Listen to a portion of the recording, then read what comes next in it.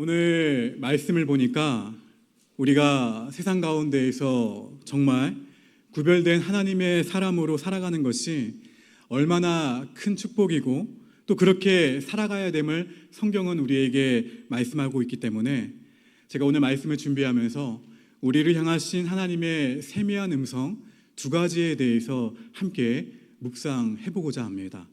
첫 번째 내용은 이것입니다. 같이 따라해 볼까요? 나의 기도보다 더욱 응답하실 하나님을 신뢰하라. 할렐루야. 너무 귀하죠? 첫 번째 뭐라고요? 세미한 음성 첫 번째, 나의 기도보다 더욱 응답하실 하나님을 신뢰하라. 나의 기도보다 더욱 응답하시고 나와 동행하시고 나를 반드시 선한 길로, 가장 좋은 길로 인도하시는 그 하나님의 은혜가 내 삶 가운데 존재하고 있다는 거예요. 갑자기 없다가 생겨나는 것이 아니라 지금도 여전히 존재하고 있고 앞으로도 계속 된다는 거예요. 이 사실을 우리가 알기만 해도 잊어버리지 않는다면 우리는 큰 축복을 받는 존재임을 항상 깨달을 수가 있습니다. 우리가 종료주일, 부활주일로 인해서 요셉의 이야기가 몇 주 정도 끊어졌죠? 한 2주 정도 끊어졌기 때문에 오늘 다시 제가 시작하고 있습니다. 오늘 본문 창세기 46장 앞에 있는 내용들, 특별히 이전의 내용들을 다시 조금 살펴보고 오늘 본문으로 돌아오도록 하겠습니다. 자, 요셉이 드디어 몇 년 만에요? 22년 만에 11명의 형제들, 베냐민을 포함한 모든 형제들을 다시 만났어요. 그리고 나서 요셉이 그 자리에서 뭐라고 얘기했냐면 내가 요셉입니다 라고 자기의 정체를 밝힙니다. 이러한 요셉의 이야기를 듣고 11명의 형제들 모두가 당혹스러웠어요. 당황했어요. 무슨 말을 할 수가 없었습니다. 자기들이 22년 전에 노예로 팔아버린 요셉이라고 하는데 뭐로 서 있는 거예요? 이집트의 총리로 자신들의 눈앞에 서 있는 거예요. 무슨 할 말이 있었을까요? 입이 10개라도 할 말이 없죠. 오히려 요셉이 자기들에게 복수를 하지 않을까 두려움에 요셉의 형제들은 두려움에 휩싸였습니다. 근데 웬일인가요? 도리어 요셉은 형제들에게 안심을 시키는 거예요. 나는 이미 여러분들을 용서했습니다. 나는 이미 형들을 그리고 베냐민은 용서할 일이 없었겠지만 형들을 용서했습니다. 형님들 안심하세요 라면서 이런 말을 하죠. 형님들, 저를 이곳에 팔아버렸다고 해서 너무 근심하거나 한탄하지 마세요. 왜 이러한 이야기를 요셉이 했을까요? 요셉의 입장에서는 지금까지 요셉의 인생에 벌어진 일들, 일련의 모든 상황들은 실은 하나님이 우리 가족의 생명을 보존하시려는, 그리고 우리의 후손들이 이 이집트 땅에 머물러서 여기에 살게 하시려는 하나님의 큰 로드맵 속에 있다는 사실을 저는 알기 때문에 형님들이 저를 여기에 팔아버렸다고 해서 너무 근심하거나 한탄하지 마세요. 저는 단지 형님들보다 먼저 이집트 땅에 와 있는 것 뿐입니다. 무엇을 이루기 위해서? 하나님의 큰 계획을 이루기 위해서. 저는 단지 형님들보다 먼저 와 있는 것 뿐이니 크게 개의치 마세요. 저는 형님들을 다 용서했습니다. 이렇게 이야기를 하고 있는 거예요. 정말 기가 막힌 믿음을 소유하고 있는 요셉의 믿음을 볼 수가 있어요. 믿음의 그 용량이 큰 사람의 모습을 요셉을 통해서 발견하게 됩니다. 그러면서 오늘 요셉이 형님들에게 부탁을 하나 하고 있는 거예요. 형님들, 아버지에게 다시 가셔서 아버지를 비롯한 온 가족 모두가 이집트로 내려오세요. 이러한 요셉의 부탁을 받고 형제들 11명이 다시 가나안 땅으로 가서 아버지 야곱을 만납니다. 아버지가 아들들을 기다리고 있는데 몇 명이 오고 있어요? 세어보니까 11명이에요. 그토록 바랬던 11명. 아버지 야곱의 입장에서는 너무나도 기쁜 거예요. 왜냐하면 베냐민을 보내지 않으려고 했는데 결국엔 보냈잖아요, 이집트로. 그리고 그 베냐민이 안전하게 돌아오고 있는 모습을 야곱이 봤어요. 너무 기뻤어요. 그리고 무엇보다 2년 동안 이집트의 볼모로 잡혀 있었던 그 시므온도 함께 돌아오고 있는 거예요. 세어보니까 몇 명이에요? 11명이에요. 11명 모두가 안전하게 돌아오고 있는 모습. 아버지 야곱이 보니까 너무너무 기뻤어요. 근데 잠시 후에 야곱은 아들들로부터 굉장히 놀라운 소식을, 정말 상상할 수 없었던 일을 듣게 됩니다. 기쁜 소식이에요. 그 소식은 누가 살아있다는 소식? 그 자리에 계셨나요? 제가 말하려고 했는데 요셉이 살아있다는 소식. 그것도 요셉이 이집트의 총리가 되어서 살아있다는 엄청난 소식을 듣게 됩니다. 그러니까 오늘 본문을 보게 되면 야곱이 도저히 믿을 수 없다라고 해요. 믿을 수 없다. 어리둥절해 있다고 성경은 표현합니다. 그도 그럴 것이 22년 전에 내 아들 죽었다고 이미 판단하고 이미 확신하면서 그렇게 살아왔는데 요셉이 살아있다고? 그것도 이집트의 총리가 되어서 살아있다고? 이 사실을 어떻게 믿을 수 있었을까요? 그러나 아들들로부터 요셉의 아주 구체적인 상황들을 계속 듣게 돼요. 듣다 보니까 무엇보다도 요셉이 아버지에게 선물을 하나 보냈어요. 어떤 선물인가요? 본문을 다 읽지 않았지만 요즘으로 치면 고급 승용차를 아버지 야곱에게 선물로 보낸 거예요. 굉장히 의리의리한, 굉장히 고급스러운 그것을 보자마자 야곱이 내 아들들의 이야기가 진짜인가 보다 라고 아버지가 확신을 갖게 됩니다. 그래서 야곱이 아들들 앞에서 뭐라고 선포를 하게 되냐면 얘들아 나 이집트에 가야겠다. 내가 요셉의 얼굴을 내가 죽기 전에 봐야겠다 이야기를 하고 있는 거예요. 여기서 우리가 주목할 것은 오늘 야곱이 이처럼 아들들에게 선포한 이 고백은 이집트에 내가 잠깐 가서 요셉의 얼굴을 잠깐 보고 가나안 땅으로 다시 와야지 이렇게 말을 한 것이 아니라 온 가족들이 가나안 땅에 정착했던 삶의 기반들을 짐을 다 싸서 우리 어디로 이민 가자, 요셉이 있는 이집트로 이민 가자라고 선포한 거예요.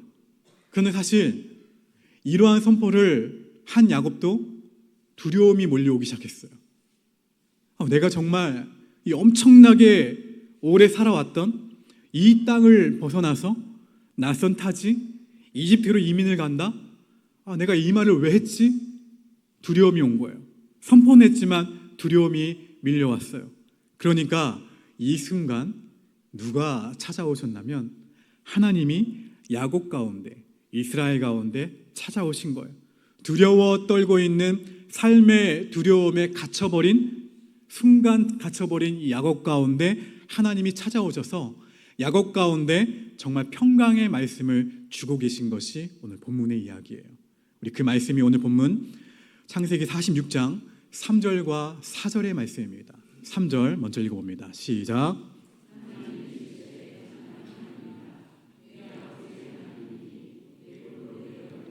두려워하지 말라. 큰 민족. 4절. 내가 너와 함께 반드시 너를 인도.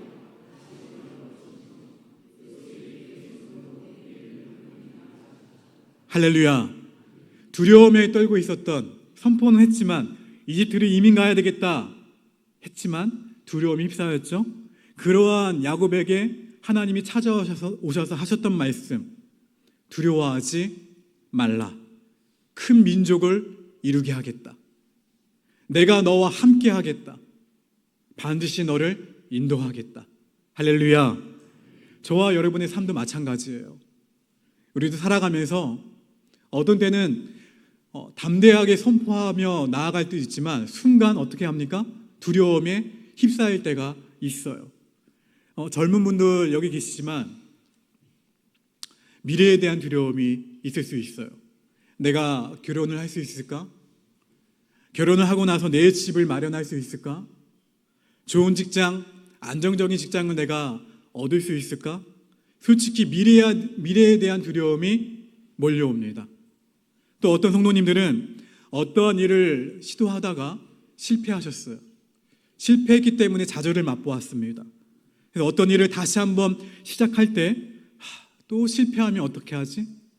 이러한 실패에 대한 두려움이 몰려오기도 해요. 또 건강했는데 갑자기 어느 순간 건강이 악화가 되어서 병원 신세를 지게 될 때 건강 약화에 대한 두려움이 몰려올 때가 있고, 우리 어르신들은 내가 이제 가야 되나? 죽음에 대한 두려움이 몰려올 때가 있어요. 수많은 두려움들이 우리 가운데 엄습해 오곤 합니다. 근데 여러분, 너무 감사한 것이 무엇인가 하면 하나님이 저와 여러분들이 무엇을 가지고 산 가운데 어떤 두려움에 직면해 있는지 하나님이 다 아신다는 거예요. 알고 계신다는 거예요. 더 중요한 것은 무엇인가 하면은 하나님은 우리 가운데에 있는 그 두려움들을 제거하기를 원하시고 결국은 우리를 가장 좋은 길로, 가장 완전한 길로 인도해 주실 것이다. 반드시 인도해 주실 것이라는 약속의 말씀을 우리 가운데 하고 계신다는 사실을 믿으시기를 바랍니다. 그 하나님이 우리가 믿고 있는 전능하신 하나님이세요. 바로 이것이 야곱에게 하셨던 하나님의 말씀이에요. 그러므로 오늘 저와 여러분들도 야곱이 들었던 이 하나님의 음성을 들어야 되고, 그리고 가장 기초적인 믿음이지만은 이 믿음을 가지고 세상 가운데 나아가셔야 된다는 거예요. 아, 그렇구나. 하나님은 야곱의 인생과 야곱의 가정 가운데 큰 계획을 주셨듯이 내 인생도 반드시 나를 향한 하나님의 큰 계획이 있을 거야. 그러니 나와 함께 동행해 주실 것이고 내 인생을 반드시 인도해 주실 것이야. 가장 완전한 길로, 가장 좋은 길로 인도해 주실 거야. 이러한 확신이 다시금 우리 오늘 예배 가운데 있게 되기를 주님의 이름으로 간절히 축원합니다. 할렐루야. 아멘 하셨죠? 그런데 이러한 확신, 제가 이렇게 이야기하지 않아도 이미 다 알고 계세요. 다 알고 계신 이야기예요. 근데 우리는 정말 두려움이 엄습해 올 때 정말 하나님을 신뢰하지 못할 때가 너무나도 많아요. 정말 내가 생각하는 것 이상으로 더 멋있게 하나님이 내 삶 가운데 일하실까? 두려움이 여전히 있는데, 나는 이러한 계획인데 하나님은 더 크게 역사하실 수 있을까? 이 두려움과 아픔과 괴로움을 없애실 수 있을까? 저 멀리 계신 건 아닌가? 솔직히 의심이 들 때가 많나요, 적나요? 많아요. 그쵸? 근데 오늘 하나님이 다시 한번 우리 가운데 말씀하시는 것, 아니야. 나는 너가 기도하는 것 이상으로 더 크게 계획하고 있고 더 크게 응답할 것을 준비하고 있단다. 이 사실을 믿을 수 있는 저와 여러분 모두가 되시기를 주님의 이름으로 축원합니다. 그 하나님이 우리 삶 가운데 동행하시고 반드시 인도하시면서 우리 삶을 강력하게 붙들고 계심을 믿으시길 바랍니다. 그 놀라운 응답의 주인공들이 저와 여러분들이 되시기를 주님의 이름으로 축원합니다. 한 걸음 더 나아가서 오늘 본문 가운데 들려주시는 하나님의 세미한 음성, 두 번째는 따라합시다. 우리가 세상을 살아갈 때 세상과 분리된 사람이 아닌 구별된 자로 살라. 할렐루야. 굉장히 중요한 말씀이에요. 오늘 본문 가운데 살펴볼까요? 자, 오늘 야곱이 70명의 가족들, 몇 명이요? 모두 다 데리고 이집트 땅으로 가는 중이에요. 두려움이 있죠. 한편으로는 기대감도 있고 설레임도 있어요. 여러 가지 복합적인 감정이 섞여 있는 상태로 이집트 땅으로 내려가고 있는 길이에요. 그것도 요셉이 보내준 화려한 수레, 그 의리의리한 그 수레에 타고 말이죠. 결국에는 요셉이 마련해둔 이집트 북동쪽에 위치한 고센 땅에 그 야곱의 가족들이 도착하게 됩니다. 이 도착 소식을 들은 총리 요셉은 부하들을 다 데리고 고센 땅에 가게 돼요. 드디어 22년 만에 아버지와 야곱이 만나게 되는 장면, 그 장면을 오늘 본문이 우리에게 보여주고 있어요. 본문 46장 29절과 30절의 말씀 우리 한번 읽어봅니다. 천천히 읽어볼까요? 시작.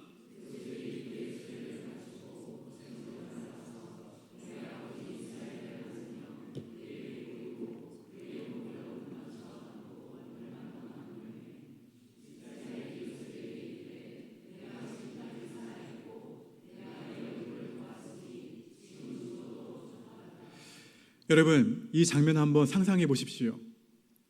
한번 지금 상상해 보세요. 아버지 야곱과 요셉이 22년 만에 만나는 장면. 이 장면 그대로 만났는데 어떻게 할 수가 없는 거예요. 무조건 어떻게 한 거예요? 끌어안은 거예요. 끌어안고 목을 어금맞춰서 끌어안았다? 무슨 말입니까? 그런 다음에 다시 얼굴을 본 거예요. 안고 다시 얼굴을 보고 요셉인가? 아버지인가? 다시 또 어떻게 해요? 다시 끌어안고 울고 또다시 얼굴을 또 봐요. 그리고 또다시 또 끌어안고 또 울어요. 여러분, 꿈인지 생시인지 이런 마음을 가지고 얼굴을 다시 보고 다시 끌어안고 울고 다시 얼굴을 보고 이 행동을 반복을 하는 거예요. 여러분, 그러면서 야곱이 요셉에게 말을 하죠. 죽어도 여한이 없다. 내가 너를 보았으니 죽어도 여한이 없다라고 이야기를 하고 있는 거예요, 본문에서. 여러분, 오늘 요셉과 아버지 야곱이 22년 만에 만난 이 상봉의 장면을 통해서 무엇을 느끼시나요? 여러분은요? 저는 이 장면을 묵상하면서 개인적으로 이런 생각을 해봤어요. 지금 내가 사랑하는 내 가족이, 내 사랑하는 사람이 내 곁에 있다는 것, 특별히 내 가족들이 내 곁에 있다는 것, 그래서 내 가족들의 얼굴을 내가 볼 수 있다는 것, 내 가족들의 목소리를 내가 들을 수 있다는 것, 이게 정말 우리 인생의 최고의 감사 중에 감사라는 사실을 다시 한번 생각해 보았습니다. 여러분, 우리는 가장 가까운 곳에 감사할 것이 너무나도 많음에도 불구하고 다른 곳에 원망거리를 찾아요. 다른 것에 불평거리를 찾을 때가 너무나도 많다는 거예요. 근데 실은 사랑하는 내 가족들이 내 옆에 있다는 것이 이렇게 소중한지를 22년 만에 아버지와 아들이 만나는 장면에서 깨닫게 되는 거예요. 여러분, 무엇을 말하는 겁니까? 내 인생의 가장 평범한 일상이 실은 가장 비범한 축복이 될 수 있다는 사실을 성경은 우리에게 알려주고 있는 거예요. 여러분, 도전합니다. 평범한 일상을 소홀히 여기지 마세요. 할렐루야. 우리 옆 사람에게 권면합시다. 평범한 일상을 소홀히 여기지 마세요. 왠지 아세요? 그 평범한 일상을 통해서 하나님의 음성이 들릴 것이고, 여러분의 가장 평범한 일터를 통해서 하나님의 능력이 임할 것이고, 그 평범한 자리가 가장 행복한 자리인 줄로 믿으시길 바랍니다. 그래서 오늘 주일이라서 그냥 습관적으로 이 자리에 나오셨습니까?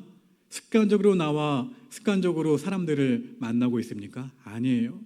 평범해 보이는 이 자리, 평범해 보이는 이 만남도 비범한 축복이 될 수 있음을 믿으시고, 우리 옆에 있는 교우 다시 한번 보세요. 남편이든 아내든 교우든 사랑의 눈으로 한번 바라봐 주세요. 자, 바라보시면서 이렇게 축복합시다. 하나님의 축복이 여러분 가운데 충만하기를 소망합니다. 할렐루야. 그러므로 오늘날 여러분들이 잠깐 봤는데 행복해 보이던가요? 행복한 일상을 누리고 있다면, 평범한 일상을 누리고 있다면 감사의 고백과 감사의 찬양을 올려드릴 수 있기를 바랍니다. 하나 호흡. 옆 사람을 바라봤는데, 아니면 내 가족을 봤는데, 주위의 사람을 봤는데 근심에 사로잡혀 있나요? 그늘져 있나요? 그렇다면 여러분, 이들 가운데 여러분이 위로가 되어야 될 줄로 믿습니다. 가족과 뿔뿔이 흩어져서 여러 가지 사연이 있어서 가족과 함께하지 못하는 그런 성도들이 있다면, 또는 근심과 걱정 가운데 겨우겨우 이 자리에 나와 예배드리고 있는 성도들이 있다면, 그 성도들을 내가 알고 있다면 우리는 그분들의 영적인 가족이 되어 주어야 된다는 거예요. 여러분, 가족이 없어 슬퍼하는, 아니면 근심과 걱정 때문에 슬퍼하는, 너무너무 아파하는 그런 성도들이 나의 주변에 있다는 것을 내가 알고 있다면, 내가 그들의 가족이 되어주겠다는 이 거룩한 결단이 우리 가운데 있어야 된다는 거예요. 왜냐하면 교회라는 것은 바로 그런 곳이에요. 교회는 혈연주의를 넘어서요. 그리고 가족주의를 넘어서는 곳이 교회예요.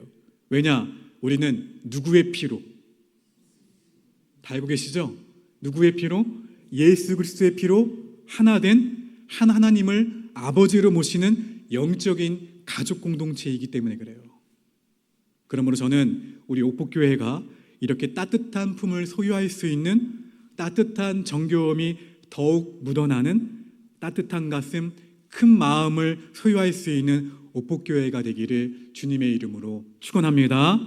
자, 이렇게 극적인 아버지와의 만남 이후에 드디어 요셉이 가족들이 이집트에 오기 전부터 이러한 계획을 가지고 있었어요. 무슨 계획이냐면, 우리 가족들은 이곳에서 살아야 돼. 이곳에서 이런 일을 하면서 살아야 돼. 이러한 자세를 가지고 살아야 돼. 요셉이 치밀하게 다 계획을 세워놓고 있었어요. 그리고 그 계획을 차근차근 이루어가는 모습을 오늘 성경을 통해서 알 수가 있습니다. 요셉의 탁월함이 여기에 있어요. 이집트 총리로서 일할 때에도, 가정의 일을 관여할 때에도 정말 구체적으로 하나하나 치밀하게 다 준비하면서 이러한 일들을 진행했다는 거예요. 특별히 하나님께 기도하면서, 하나님, 이 일을 이렇게 하는 것이 맞나요? 이렇게 기도하면서 하나하나 그 일들을 탁월하게 진행했던 요셉의 모습을 통해서 큰 도전을 받게 됩니다. 첫 번째 단계가 무엇인가 하면은, 가족들 앞에서 요셉이 이런 말을 하는 거예요. 아버지, 형님들, 동생 베냐민, 조카들도 여기 있네요. 제가 여러분들이 왔다는 것을 이집트 왕 바로에게 보고를 이제 드릴 거예요. 그러면 우리 바로 왕은 제 가족들이 왔다는 것을 너무너무 기뻐할 것입니다. 우리 가족들 분명히 그 바로의 왕궁으로 초청해 주셔서 만찬을 베풀며 우리 가족들 따뜻하게 환대해 주실 텐데, 그때 만찬 자리에서 분명하게 왕께서 질문을 하나 할 것입니다. 그 질문은 이거예요. 여러분의 직업은 무엇인가? 그때 우리 가족들 모두가 이렇게 대답하셔야 돼요. 우리 조상들은 선조 대대로 목축업을 해왔던 목자들입니다 라고 대답을 하셔야 합니다. 여러분, 요셉이 왜 가족들에게 이렇게 신신당부했을까요? 1차적으로는 요셉이 본인이 가족들을 위해서 마련해 놓은 이집트 북동쪽에 위치한 변방이라고 할 수 있는 고센 땅에 나의 가족들이 살기를 요셉이 원했어요. 1차적으로. 그 당시 이집트 땅의 고센 땅이라는 하는 곳은 화려한 도시가 아니에요. 이집트 땅에서 유일하게 목축업을 할 수 있는 얼마 되지 않은 땅 가운데 그 땅이 고센 땅이었어요. 우리 가족들이 목축업을 하는 목자들이니까 고센 땅에서 일을 하면서 살기를 요셉은 원했던 거예요. 자, 그런데 오늘 요셉의 이 계획, 요셉의 이 생각이, 제가 질문합니다. 합리적인가요? 상식적인가요? 조금 납득이 되지 않아야 돼요. 선뜻 이해가 되지 않아야 돼요. 왜인 줄 아시나요? 왜냐하면 이 당시 이집트 바로 왕은 총리 요셉을 사랑했어요. 정말 신뢰했어요. 그렇기 때문에 요셉의 만나지 못했던 가족들이 다시 왔다? 그 왔다는 사실을 알면은 분명히 왕이 요셉의 가족들 모두를 어디 근처에 살도록 마련해 두었을까요? 왕궁 근처에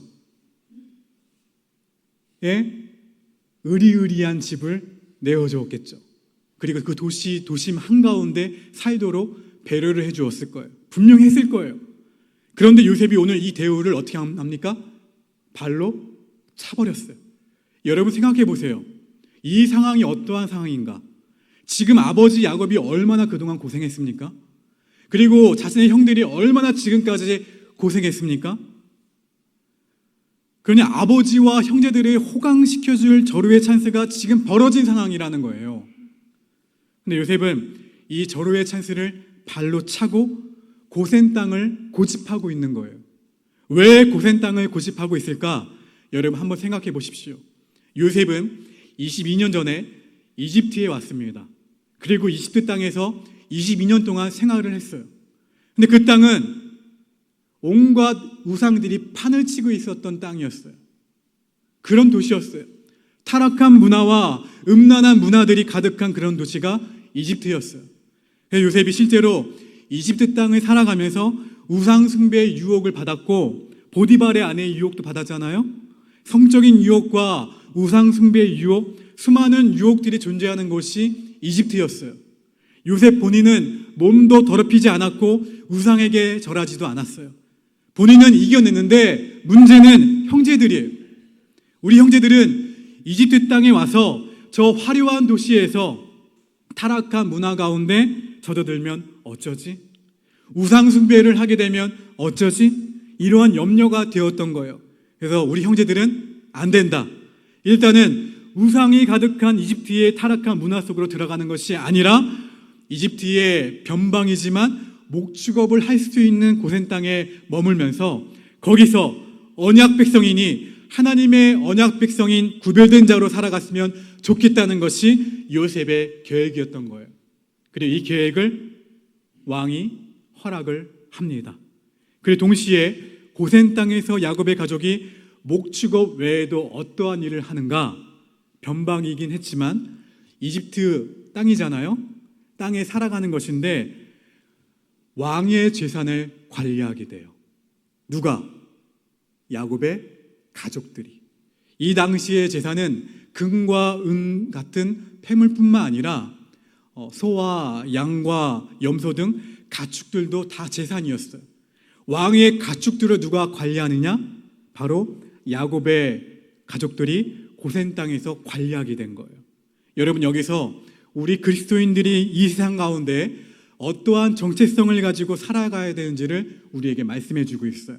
지금 야곱의 가족들이 타락한 이집트 안에 분명히 살아갑니다. 세상 가운데 살아가고 있어요. 그러나 세상 속에 살아가지만은 그 세상의 일들도 분명히 하고 있어요. 그렇죠? 세상의 일을 하고 있어요. 무슨 일을 하고 있나요? 왕의 일을 하고 있죠. 왕의 일을 맡아 어떻게 하고 있냐면 겨우겨우 꾸역꾸역 하고 있는 것이 아니라 탁월하게 하고 있습니다.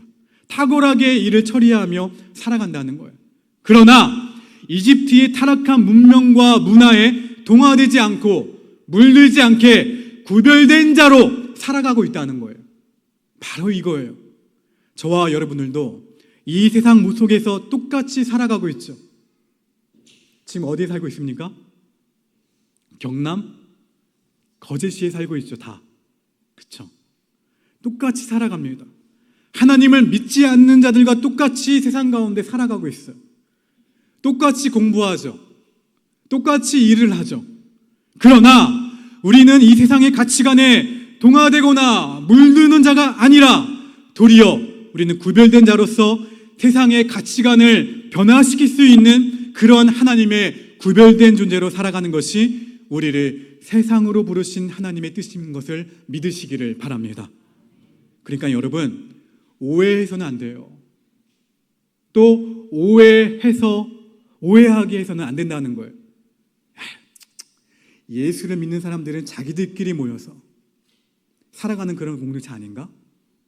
이렇게 우리 이웃들에게 오해하게 해서는 안 된다는 거예요. 다시 말해서 구별됨이라는 이 개념을 분리됨으로 오해해서는 안 된다는 거예요. 예수를 믿는 사람들은 자기들끼리만 분리되어서 살아가는 존재예요? 그렇지 않다는 거예요. 성경은 우리에게 구별됨을 말씀하고 있는 거예요. 구별됨. 쉽게 말해 나는 예수님을 믿는 사람으로서 거룩하게 살아가야 되는데 이 더러운 세상 가운데에서 거룩을 지키는 것이 정말 쉽지 않으니까 나는 저기 산속에 있는 기도원에 들어가 살아야지. 결코 안 된다는 거예요. 아니라는 거예요. 왜? 우리는 하나님이 세상으로 보냄받은 자들이기 때문에 그래요. 세상으로 보냄받은 자들. 주님이 말씀하셨어요. 너희는 세상의 소금이라고. 너희는 세상의 빛이라고. 우리는 세상 가운데 살아갈 존재예요. 세상을 등져야 될 존재가 아니라 세상 속에서 그리스도의 빛, 그리스도의 말씀, 그리스도의 복음을 전할 존재로 우리를 부른 구별된 존재가 저와 여러분인 것을 믿으시기를 바랍니다. 그러므로 세상 속에서 똑같이 일하면서 살아가지만 우리는 요셉처럼 탁월하게 그것을 감당해야 돼요. 왕의 일들도 탁월하게 감당하셔야 돼요. 똑부러지게, 어떻게 해요? 똑똑하게 감당하셔야 됩니다. 옆 사람에게 똑부러지게 감당합시다. 똑똑하게 감당합시다. 무슨 말이에요? 어떤 일을 맡았으면은 그 일을 완벽하게 처리하셔야 돼요. 완벽하게. 그것이 그리스도인이에요. 그러나 세상의 가치관에 동화되지 않을 수 있는, 오히려 세상의 가치관 속에서 예수 그리스도의 그 문화를 드러낼 수 있는 그러한 영광스러운 하나님의 사람으로 살아가는 것, 이것이 저와 여러분을 부르신 주님의 뜻인 줄 믿으시길 바랍니다. 이러한 사명을 가지고 이번 한 주간도 여러분의 삶의 자리에서 넉넉히 승리할 수 있는 모두가 되기를 주님의 이름으로 축원합니다. 우리 함께 이 말씀 기억하시면서 결단하는 찬양, 나의 기도하는 것보다 함께 찬양합니다. 우리 두 손을 가슴에 얹겠습니다. 하나님 아버지 감사합니다. 사랑하는 성도님들을 나사렛 예수 그리스도의 이름으로 세상 가운데 파송합니다. 일터의 선교사로, 또 삶의 모든 선교사로, 그 선교적인 마인드로 한 주간의 걸음을 내디딜 때 하나님 동행하여 주시기를 원합니다. 야곱과 야곱의 가족들과 동행하시며 그들을 반드시 인도하셨던 하나님의 놀라운 손길이 우리 성도님들 가운데 있게 하여 주시기를 간절히 원합니다. 그리하여 우리가 기도하는 것보다 더욱 크게 역사하시고 응답하실 그 하나님의 놀라운 은혜를 경험해 갈 수 있는 복된 한 주가 될 수 있도록 역사하여 주시옵소서. 사랑하는 성도들 가운데 필요한 것들이 있습니까? 하나님, 주님 다 아시죠? 지혜가 필요한 자들에게 지혜를 주시기를 원합니다. 사업의 여러 가지 문제를 놓고 기도하는 성도들 가운데 길을 열어주시기를 원합니다. 하나님, 물질이 부족한 자들에게 필요한 물질을 공급해 주시기를 원합니다. 건강이 약한 자들 가운데 하나님 건강을 주시기를 간절히 원합니다. 그래서 주신 사명 잘 감당할 수 있도록 은혜 위에 은혜를 더하여 주시옵소서.